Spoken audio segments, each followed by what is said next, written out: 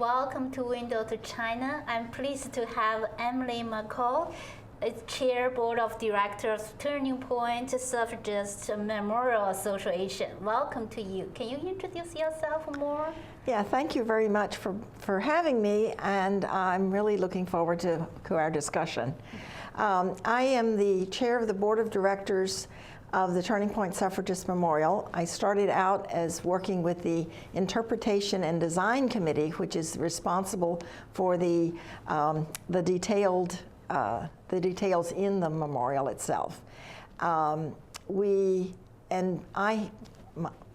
myself, I have been an activist for women's rights since the late 70s.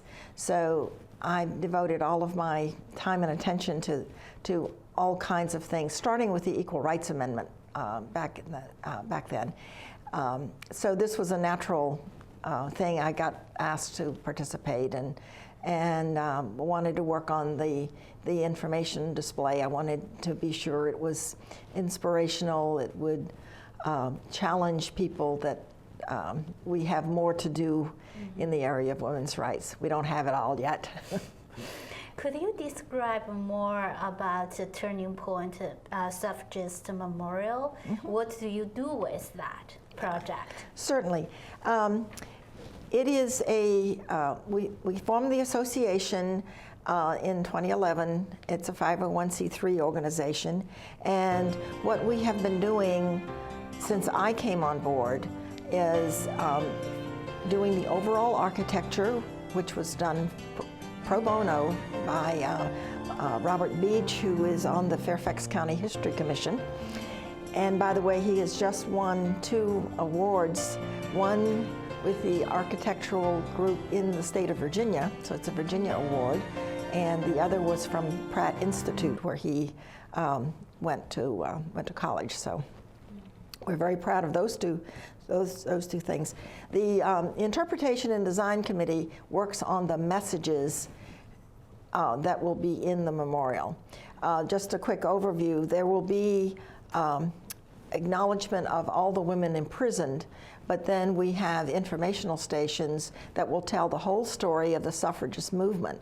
And it not only tells about the group that ended up being imprisoned in Lorton, but it also gives the whole story of the much larger group, the National American Woman Suffrage Association, which had many more members and worked much longer. They focused on the state-by-state method and not the amendment. And we are trying to raise money for the memorial. It's going to, the ultimate cost, the maximum cost is estimated at $7 million, and we may get it for as little as $4.5 million. Now that is assuming you pay for everything in cash or you assign a cash value to all the in-kind contributions that might be made, such as flowers and trees and fences and paving and so forth. So what we're doing is pretty much getting ready for this to become a reality. Our big thing is raising money, but we have to attend to all the other things. I should mention at this point that Nova Parks is working with us. It will be in their park, and they are our main ongoing organization established. I don't know if you're familiar with Nova Parks, but they used to be called the Northern Virginia Regional Park Authority, and they are funded by 3 counties and 3 cities in Northern Virginia and have, I counted one day, 43 facilities that they manage, including the Carlisle House in Alexandria, Algonquian Park in Loudoun County and Sterling, as well as a number of places in Fairfax County. So they're well established, have been in existence for a very long time, and are funded by the local governments.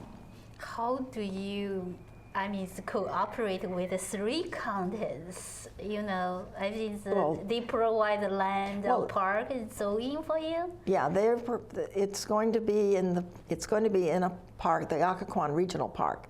I should explain that the importance of this being at that location is that when women were demanding that President Woodrow Wilson. They picketed at the White House, and this was in 1917, and after the World War broke out, they were called treasonous, and passers-by would attack them, and the police wouldn't protect them. And then a couple of months after the war, after we were in the war, they started arresting the women, and increasingly long sentences and brutal treatment. But they were put at Lorton because that was the DC prison complex. As you know, about 10 years ago, it was ceded back to the county, and there are a number of uses of that land, you know, since then. But the park is there, and the building they were kept in has been torn down. It's under the Fairfax Water Works there, and but this park is on the same property, so it's part of the original DC prison complex. Oh, that's the significance. Significance. Yeah, right. That even though the building they were in, you can't go to that building. I think the steps are currently housed at the Sewell Belmont House in Washington, D.C., the former Women's Party headquarters. But this is on the same piece of land that was the D.C. prison. So that's the significance of that and why it's there. That is going to another history mark. So why do we need to learn this story today? Why do we need such a memorial today? Well, this was one of the most important events in American history. The number of voters was basically doubled by the passage of this amendment, the 19th Amendment, giving women the right to vote. When women could vote in some states, some only for presidential, you know, or local or school boards or something, but this gave universal voting to all women in America. There were 20 million women that got the vote that day. There were 27 million women, 7 million already had it because they were in the western states and so on. And I think the last state to give women the right to vote was New York in 1917 itself, same year. But the problem is this story is not told, it's not known. Almost every time we approach someone and tell them about it, they said, "Why didn't I learn that in school? I don't know the story. We just, you know, it's not in our history books. Why isn't it, I wonder?" But you hear it, even in the Virginia Standards of Learning, when they mention people for this part of history, and there's a suffrage section and everything, they mentioned Susan B. Anthony and Elizabeth Cady Stanton, who, you know, got things started in 1848 and were both dead by the time this amendment was passed. There's no mention of the people who, quote, brought it home. Carrie Chapman Catt, who was the head of the National American Woman Suffrage Association, and Alice Paul and Lucy Burns, head of the National Woman's Party, who were the organizations most active, along with many, many state organizations. Actually, they both had state organizations under them as well. But these were that part of the story just apparently doesn't get told. And it needs to be, and this will be a place, it'll be something for people to see, something to visit, and it's being designed to be inspirational and educational. So the reason it needs to be told is people don't know it, it's important, And there are a couple of places around. We have the Sewell Belmont House, which is a museum and has a lot of artifacts. It is the source of, many of our artifacts and information that we build on. And there are, I'm sure, and there's also Alice Paul's family home called Paulsdale in Mount Laurel, New Jersey, where they run an Alice Paul Institute for leadership training for teenage girls. And I'm sure there are many for the, I should mention Women's Rights National Historic Park in Seneca Falls, which celebrates the 1848 convention that was headed by Lucretia Mott and Elizabeth Cady Stanton, who both lived in that area of New York. They held a convention there called the First Women's Rights Convention. And there's a whole park with a reconstruction of the building, the Wesleyan Chapel, where it was held and all that. You have been working on this very actively for many, many years. So what do you think, so now with women have gained with the vote? Well, compared to the before? I mean, sometimes I heard the story, women even cannot have their own property when they divorced with a husband, something like that. Well, actually, in the memorial, we start by saying what rights women did not have, starting in colonial days, what rights they lost when we wrote the Constitution, leaving women out. And yes, you're right. At the time, we were under we adopted English common law, which says that once a woman marries, she basically disappears as a separate person. And we also had that, the male person in the family inherited. Women couldn't inherit. Women did not control their own money. And that was one of the things, they were all the things discussed in the 1848 convention, along with the right to vote. But what it gives us is a voice. We decide who is elected. It has led to women-controlled political action committees, women influencing elections. Have you heard about the gender gap that was first noticed, around in the 70s and 80s, where, women were voting, differently from men. Prior to that, no one had noticed there was a difference in voting. Although at first they expected that women would vote in block. And probably at the very beginning, there was a lot more attention paid by the politicians to do what they thought women wanted done, which is kind of interesting. And then since women didn't seem to be voting differently from men, I think that kind of trailed off. But women have been, very active in lobbying and running for office and being elected and so forth. Mm-hmm. So I can imagine how difficult when they go through all the things like in the history, women history. Mm-hmm. So what we can learn from their experience to handle the specific situation? Well, I think that we have much to learn from the suffragists, and especially the last 20 years of the movement, that after the turn of the 20th century. We had two organizations, one led by Alice Paul, who was who were militant. They did things that were unprecedented.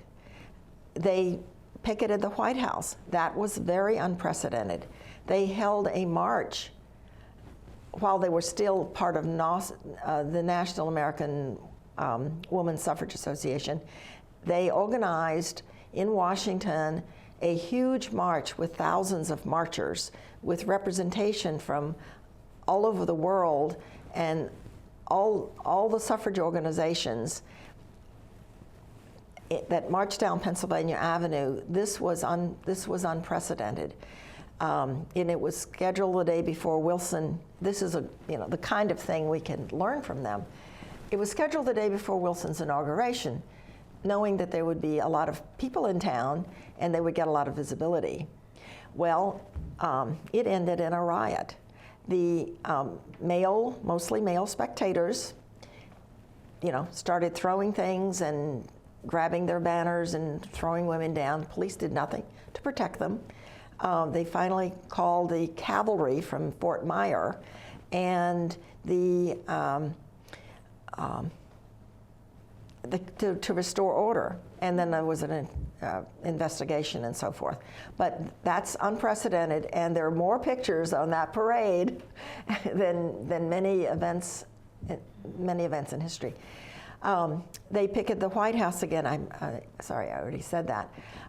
They used political action, meaning they asked people to vote a certain way to get a certain outcome. For example, they asked the women who had the vote in the western states to vote against Wilson because he had not endorsed the amendment at that point. He later does. And they were, when they were imprisoned, they demanded to be treated as political prisoners because they had done they had broken no law. They should not be in like regular criminals, which they were. When they were denied that, they went on a hunger strike. They refused to eat. And after they had been refusing to eat for a couple of weeks, the prison guards and warden, all the medical people there, started force feeding them, which is a pretty brutal operation. But they endured all of this. They persevered all of this, and they would not, pay the fine, for example, and avoid jail. They said that would be an admission of guilt. These are very extraordinary tactics, particularly for that time. Remember, these are women who couldn't vote. These are women who didn't, who couldn't inherit. These are women who lost their, I'm not sure the exact points in history, and as things progressed over the years, so things were much better in 1917 than they were in 1848. But there was still a huge gap on women's rights. We shouldn't forget the story, shouldn't forget the women's suffrage story. Then, but it seems as the approach to the White House is very important, was very important. So how do you approach the White House? You get the White House response for your project now. Have you reached out to the media? So try to get the White House response? Actually, it's interesting that you say that, because we did a reenactment of the Suffragists in front of the White House for media attention, because you have to, following Alice Paul's her tactic, and we did reach out, and I, got all the police permits and so forth, and have tried to be in touch with the First Family, but it hasn't gone as far as we'd like. But then we also proceeded in costume over to the Capitol and lobbied members of Congress, and we've got pictures of Congressman Connolly meeting with us and others out on the steps of the, we went into offices, and also some pictures out on the steps of the Capitol building with him. Mm-hmm. So we have we send press releases out to a local and a national media list. We think this is a national memorial, and because it's got national importance, but it's also about the history of Fairfax County and the fact that it took place here and what was done here. So it has a lot of audience. It has a lot of needs, or it serves a lot of needs, and tells the story to a lot of people. And as I said, we try to tell the whole suffrage story together. These groups really worked in parallel. After there was a breakaway by Alice Paul from the main organization, headed by Carrie Chapman Catt, but they worked in parallel. One focused on state-by-state legislative things, which was critical to establish that infrastructure. So when the ratification came, that had to be done by state legislators. So both of these movements, or both of these efforts, work together, and both were necessary. I think you need support. Your project needs support from the local level and the national level too. Right. So how did you start this project? Well, it actually got started in, I want to say, 80s or 90s.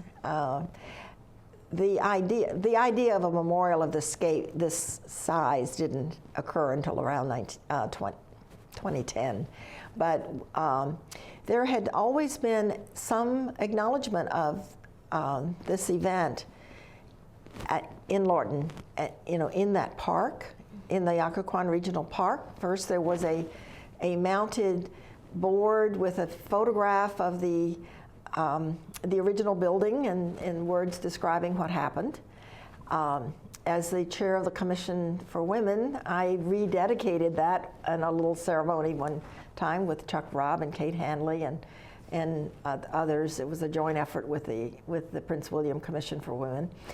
And then the local Fairfax area League of Women Voters had a little something called the Turning Point Plaza installed. It's there now today. It's got several benches and plaques telling the story, so that when someone goes to the park, right by the brick kiln, which is used by the prisoners to build bricks, to make bricks for the prison, it's right there.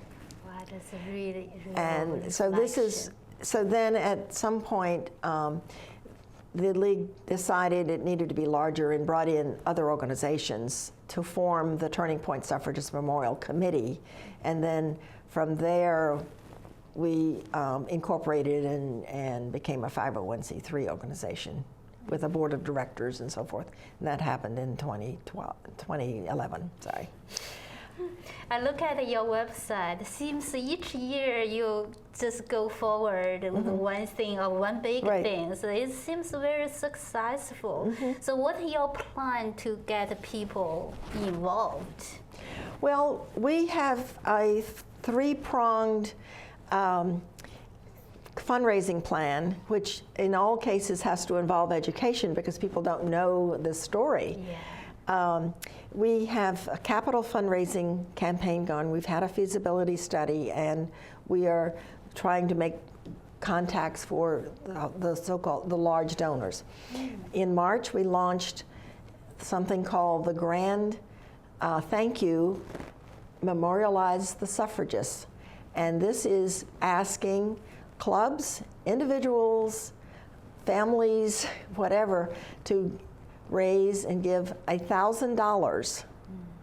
And if, our goal is we will have 1,000 of them, and that will be, a first million or $1 million would be done that way. And that is good because it forces involvement with other organizations, clubs, groups that would be, have an interest in women's rights and so forth. But we raise money from men and boys. We haven't yet. We've been in regular touch with Girl Scouts, but we haven't yet hit the Boy Scouts. We need to do that. We need to join in too. It's exactly, important. Exactly, right. So when you will accomplish all the goals you planning? Well, our ultimate goal is that we're going to have the 100th anniversary of the right to vote in 2020. Oh. Because it was 1920 that the constitutional amendment was ratified and signed into the under the Constitution. We hope to have our funds in line so that we will have, we've also want to celebrate in 2017, the centennial of the imprisonment and the imprisonment and release from prison of the women that we are honoring. As I said, we're honoring the entire suffrage movement, but we will have individual plaques for the women imprisoned in 1917 that will have their names on. And we are trying to identify their descendants and family members and so forth, because we think this will be especially important to them. And we have our first sponsored plaque to honor Catherine Flanagan, who was arrested as one of the banner-carrying suffragists. Wow, so what the moment will be. I just cannot wait to see that moment.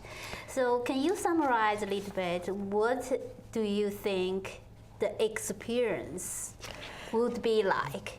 Well, we're planning that it be amenable to both individuals coming through, as well as, busloads of school kids and adults, with docent leading and explaining things. There will be, as you enter, you will see a replication of the White House gates and fence. That's because it's focused on that event. You will walk through the gates, and the first thing you see in front of you will be a row of plaques, one for every woman incarcerated, with her name. We hope to have birth and death dates, her hometown, and whatever other information we can get on all of them. We'd really like to have a picture. We'd really like to have a paragraph about them, but that may not be feasible. And there's a pond behind that with water cascading from where the plaques are. You then cross a bridge and you go through a meandering path which has 19 informational stations that talk about the suffrage movement, starting with what rights women had in colonial days, and then moving on to the 1848 First Women's Rights Convention, and then picking up what happened in the Civil War and bringing it to the present, telling the whole story. The final one is a challenge to be ever vigilant to work for equal rights. Wow, thank you for sharing the story. Thank you for having. We will wrap up. Thank you for watching. See you next time.